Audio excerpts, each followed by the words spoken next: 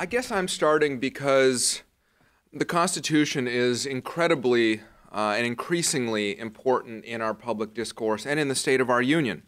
And we do have our president to thank for returning the Constitution to its central place in our discussions of public policy.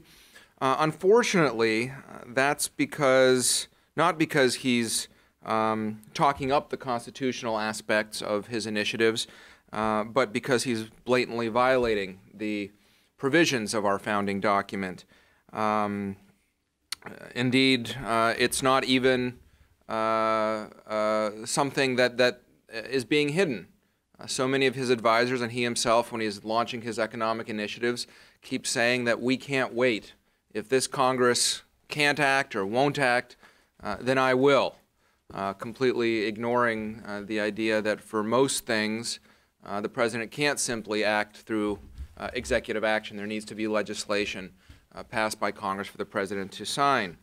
And indeed, there was a hearing not so long ago here in the House on the president's duty to take care that the laws be faithfully executed. That's a constitutional provision. And this president has failed in that duty by suspending laws that he does not like, or at least that don't work the way that he wants. For example, his own health care reform, Obamacare, which Mike will talk about the policy aspects of. But there are certain things, and I'm not even talking about the website. Having a bad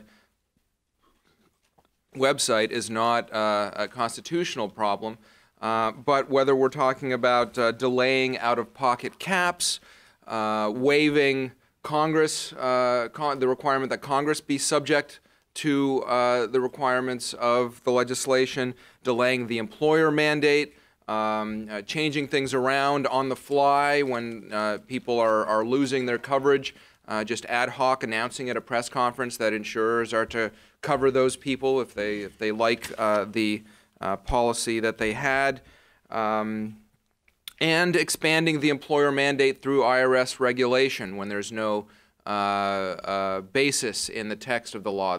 Some of these are being litigated in court right now. So even though one of the biggest problems that the colonialists had with King George during the Revolutionary era was that he was suspending laws arbitrarily, here you have President Obama, not for any constitutional reasons. This isn't a case like when President Bush wouldn't enforce certain types of certain laws in his signing statements or whatnot because he thought that they weren't constitutional. Here, it's not that the president is saying that these are, Obamacare is unconstitutional, therefore we'll delay it or what have you. I mean, Mike Tanner will talk about reasons why it would be fantastic for Obamacare to be permanently suspended, but the president simply doesn't have the power to do that. Or writing new laws that Congress hasn't passed. The president is frustrated with the pace of immigration reform that has been stalled in Congress for a long time. And so even though I fully support the DREAM Act and more broad, comprehensive immigration reform, that would take an action by Congress to pass such legislation. Nevertheless, the president, after saying that he wouldn't do anything, that he can't do anything without Congress acting, has put in a mini DREAM Act and otherwise changed immigration law, not just by using prosecutorial discretion, not enforcing, not deporting certain types of people, but by instituting a new policy and giving out de facto green cards. Again, that underlying policy we might like, just like we like delaying or not implementing Obamacare. But when something is the law of the land, the president is supposed to enforce it. And now this is getting into some Supreme Court cases, as Laura promised I would talk about, appointing people to exercise executive authority illegally, the recess appointments that the president made 2 years ago now. That case is before the Supreme Court, the Noel Canning versus National Labor Relations Board case, interpreting the Constitution in such a way, interpreting his powers in such a way that the Senate is completely obviated in its constitutional duty to advise and consent on the way that executive nominees are appointed.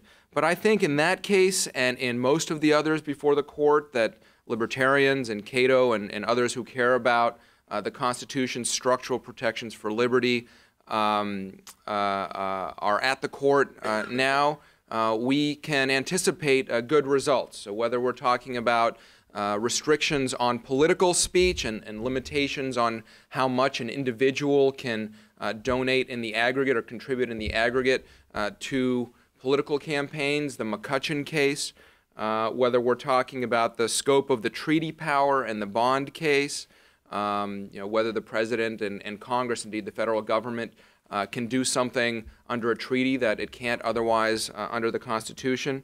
Whether we're talking about the contraceptive mandate, another aspect of Obamacare that doesn't go to its heart, but certainly goes to the idea of the government forcing people to give up some of their rights, in this case the exercise of their religious liberties, in exchange for being able to do business or engage in commercial activity. On all of these issues, I think we can expect a favorable result for liberty at the Supreme Court. Certain other cases, perhaps not, and we don't have huge structural things or a scaling back of the administrative state or these sorts of global issues before the court. But I think in many areas, whether we're talking about property rights or the freedom of speech or provisions like the recess appointments power, we'll be seeing this term, as we did last term, good things coming from the court. Thanks very much.